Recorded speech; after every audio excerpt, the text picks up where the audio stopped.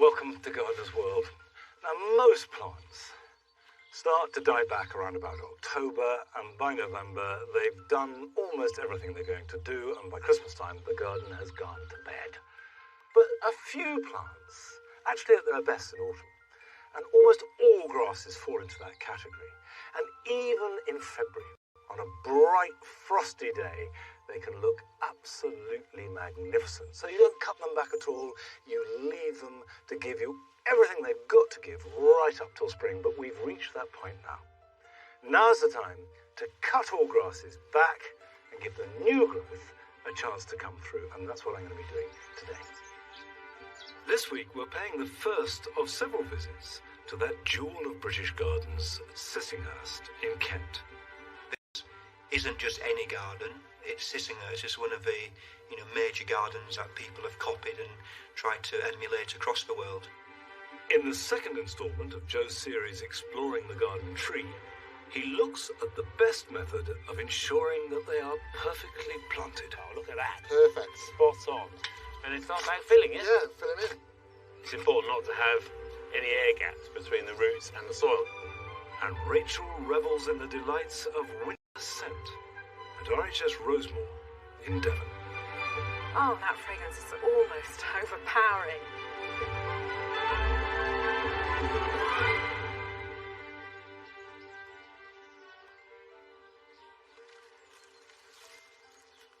Some of the grasses form really dramatic, sort of bamboo-like growth. This is a Miscanthus sachariflorus. They all have different qualities. You've got the Calamagrostis, terribly upright. Discamptio, which is splays and is lighter and airier. There are two types of grasses, evergreen and deciduous. The evergreen has some green in it left over from last year. For example, this pheasant grass, is a mixture of brown and green, which means that it is evergreen and shouldn't be cut back. I'll show you how to deal with those in a moment. But if you've got a Miscanthus or a Calamagrostis, say, all the previous year's growth will be brown, and that can be removed. Cut right at the base of the plant.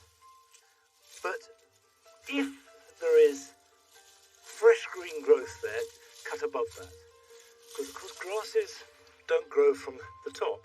And if you cut them, they're going to have a cut line as they grow up.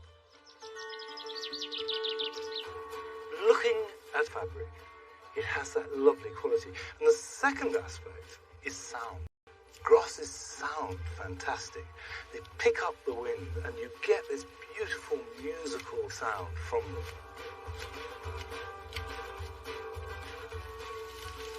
And that's the first pass of the deciduous grasses. But the evergreen ones have a very different technique for clearing them out.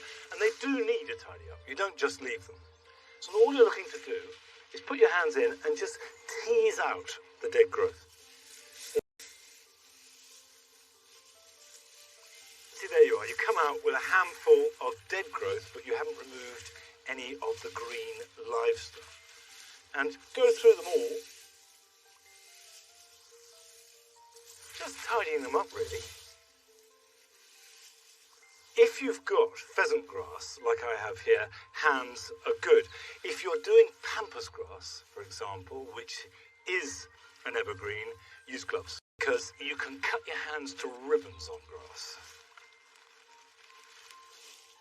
Now, inevitably, you have a huge amount of material to clear up. You may wonder what on earth to do with it, but it will all compost. If you've got a shredder, that's brilliant. Push it through that.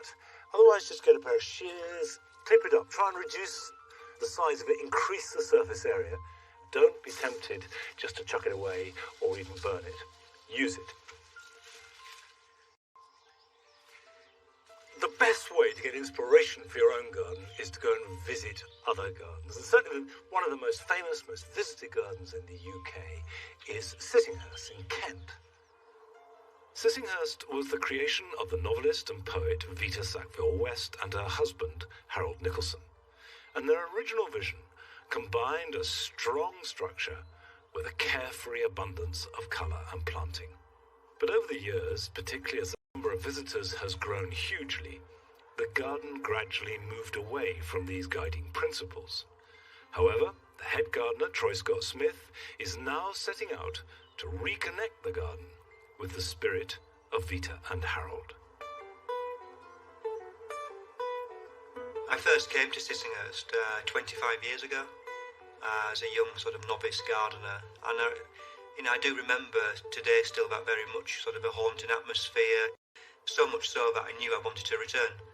I feel immensely privileged to be in a position of head gardener here at such a fascinating, interesting, delicate period of time.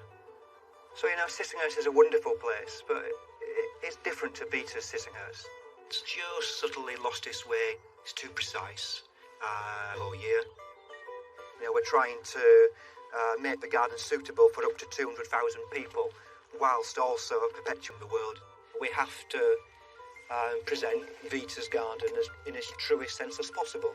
Gardens do evolve, but it needs to be for good reason.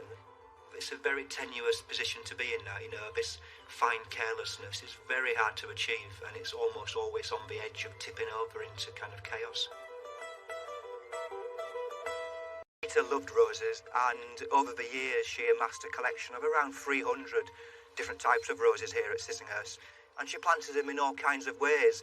These wonderful dome structures, up pyramids and tripods, through trees and over walls, to really give a really immersive emotional experience.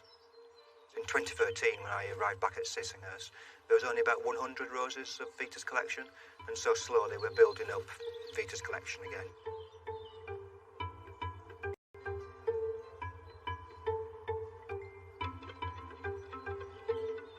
So this is actually quite a unique part of Sissinghurst, because it's the part that Harold, Vita's husband, planted and designed himself, and he called it My Life's Work.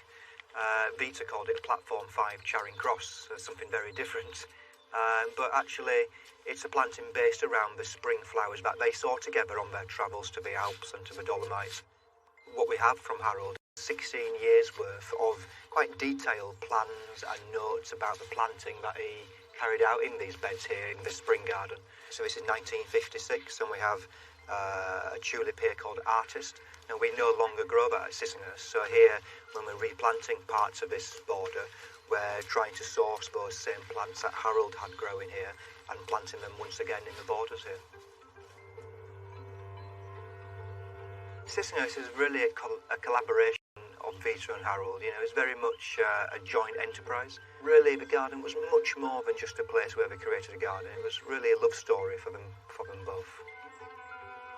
When Vita and Harold bought Sissinghurst, the first thing they ever planted, even before they signed the deeds, was this rose here, Madame Alfred Carrier. It's a lovely, creamy, white rose, and it's still here today, the same rose 80 years later.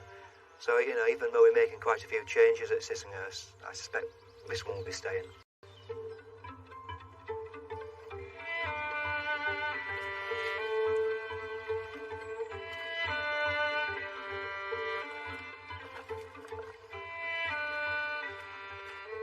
These are the most underwhelming spaces. It should be this really highlight, this zenith to your day out at Sissinghurst. This arbour was designed and put in by Nigel Nicholson. Does it stay? Should it go because it's not authentic to Vita? That and many other questions we have to ponder constantly. We won't please everybody. I'm gardening fairly instinctively, what I feel the garden needs, and yeah, I'll be judged in several years' time.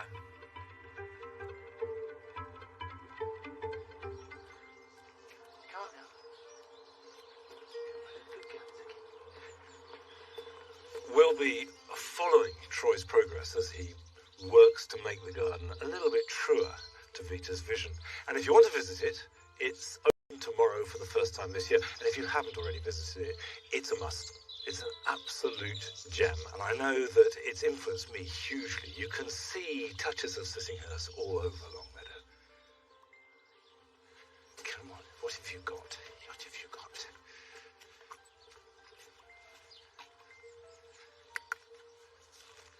I've got a rose here that has got a bad case of the diagonals. And the reason that it's growing at this slant is because right here where I'm standing, there used to be a large Sambucus, an elder. And this, we trained this poor rose and prune it so we get a decent shape back to it. It's a rose called William Shakespeare, and it is what's called an English rose. And I would say that if you're pruning any rose, relax. You're not going to kill it. Roses are tough. So I can afford to be ruthless. And if I get in there, I think I'll start by cutting just there. And take that out. It's a bit thorny. By pruning it hard, I'm stimulating new growth that I will then keep. So really this is not for the sake of the plant, but just to get a decent shape. If you can see a bud or a shoot coming off sideways, cut above it. But that's all you have to worry about. Now I've got two branches crossing here. They'll rub in the wind, they'll cause a wound, and that's where you can get problems. So one of these two has to go, and we'll take that there. That can come there, that can go there. Well, from these stubs, hopefully a new framework will grow. It may take a year or two to get the effect I want, which is a large plant growing out evenly to fill the space. And the beauty of this rose, they start in June and the flowers will be produced right through till October. Of course, I'm going to have to wait till summer before they appear, and wait for summer for their fragrance too, because they do have a good scent. However, you can find fragrance in the garden at this time of year, albeit you do need to know what plants to look for. And Rachel has been to RHS Rosemont to find the very best of winter fragrance. The winter garden is a beautiful place, full of detail with textures, colours and sounds all vying for our attention. But there's something else here playing with our senses. You can't see it, hear it or touch it, but it's all around us, and that's scent.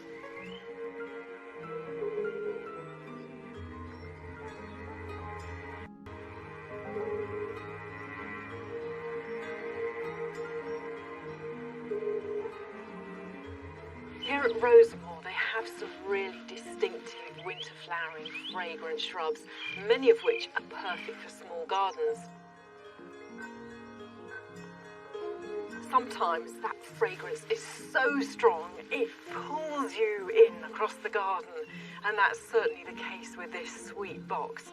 It's one of my absolute favourite shrubs. I think it's very much underrated. Not only does it look good, you know, as they absolutely pump out this really strong perfume. For me, it's something like almost a cross between gardenia and honey. It really is that intense. The plant really invests heavily in producing lots of flowers to attract those pollinating insects. It's all about reproduction, and you can see it's working. There's a lovely sleepy bee just here, just enjoying all of that fragrance and warming its back in the sunshine. And it works, because here's the result. These lovely black shiny berries appearing already.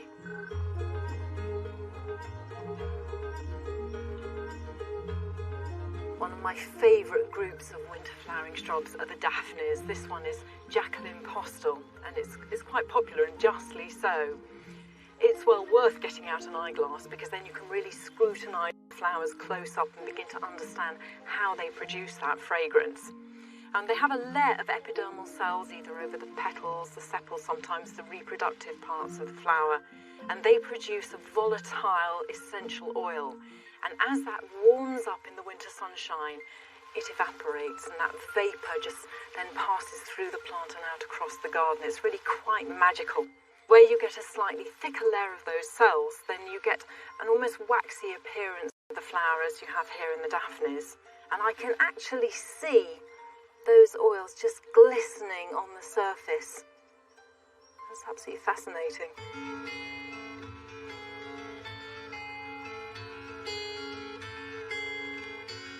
One of the most eye-catching shrubs in the winter garden is the witch hazel.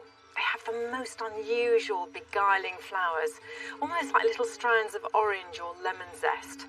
And they have an earthy, really deep, dark note to their scent, almost like frankincense and myrrh.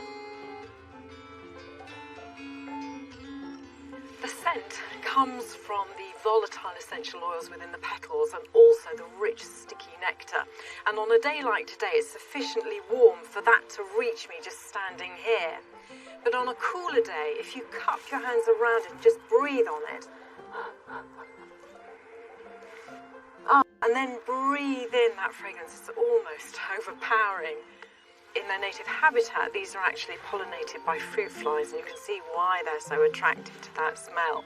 You've got the horizontal form, you've got the colour of the flowers, and that fragrance. It's a plant with absolutely everything.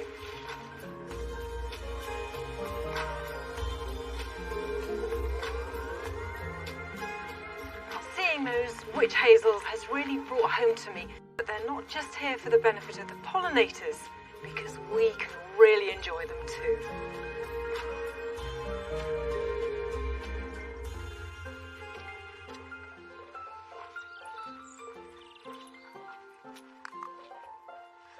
I think it is essential to garden for all the senses, and although everybody loves a delicious fragrance, probably most of us don't plant specifically for scent quite enough. So this year I'm going to make a real effort, and I shall be planting on the mound exclusively plants that give me the best fragrance for as long as possible throughout the year. So starting in spring, going right through into winter. And I'm going to make a start now by planting some lilies in pots.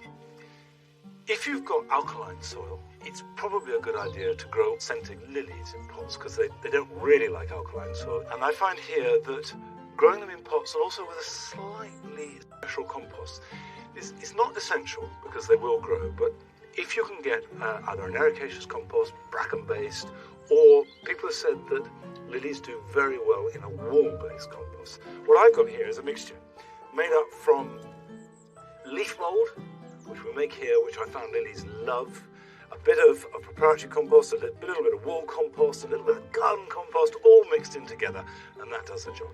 You need a nice big pot. You can buy specific lily pots, which are splayed outwards. Give them good drainage, so a crock.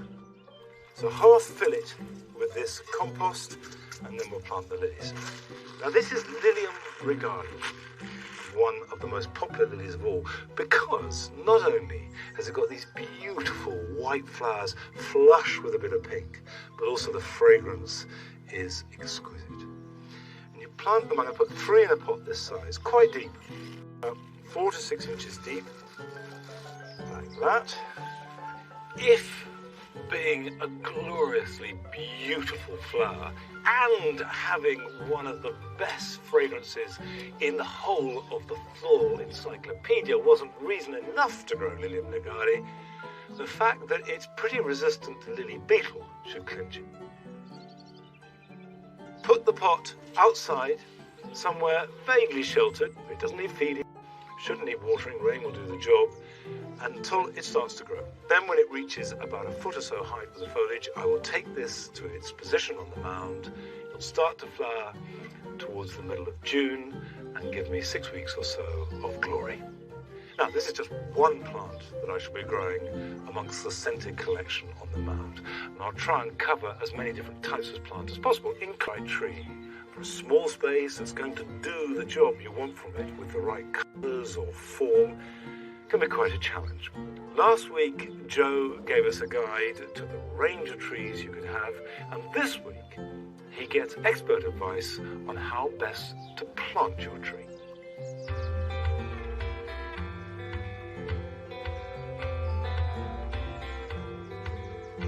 Today I'm going behind the scenes at a tree nursery to discover how trees are cultivated and how to give your tree the very best start in life. By the time a tree is ready to sell, it'll already be several years old. At this nursery, just south of Bristol, Simon Scarf is responsible for making trees grow healthily from saplings to specimens. I caught up with him in the field where they nurture their younger trees. Hi Joe. What a beautiful day, what a beautiful location. It is, it's a lovely day, isn't it? It's cracking out here. It's a great spot. How old are the trees here?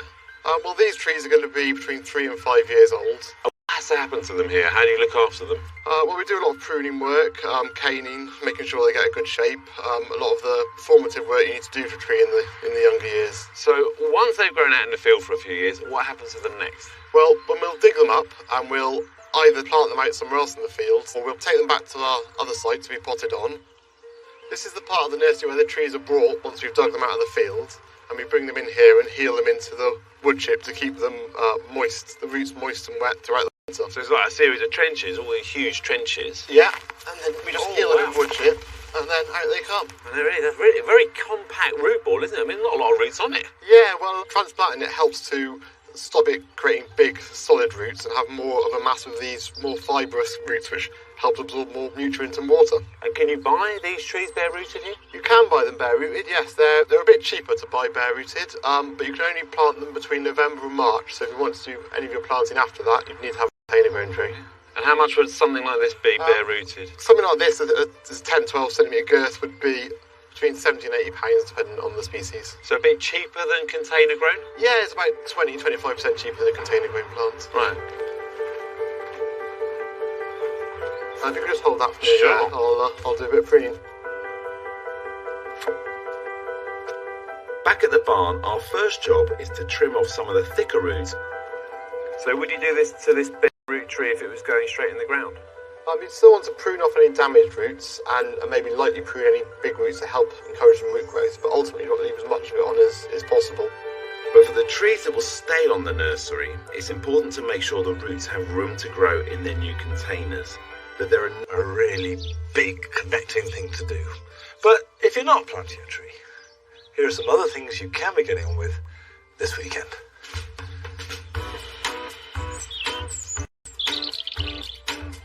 Buddleias produce their flowers on growth made in the current spring and summer. So if you don't prune them, the flowers just get higher and higher up the shrub. Cut them back. If you're growing them in a border, leave a framework a foot or two tall. But if it's in open ground, you can take all the growth down to the bottom couple of buds.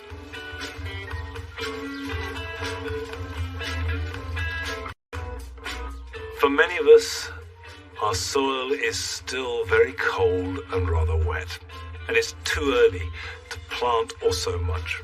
However, you can speed up the process of drying out and warming up by covering it. Cloches are excellent.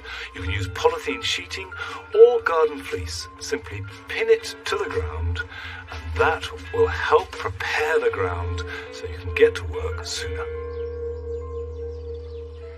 Now that doesn't look very handsome, but it will help warm up the soil. If it rains, it doesn't matter. The water will go through, the fleece gets wet, and then it will dry out. But what you're looking for is to get that soil warm. Cloches, by the way, are much better. If you can get hold of cloches, they're fantastic.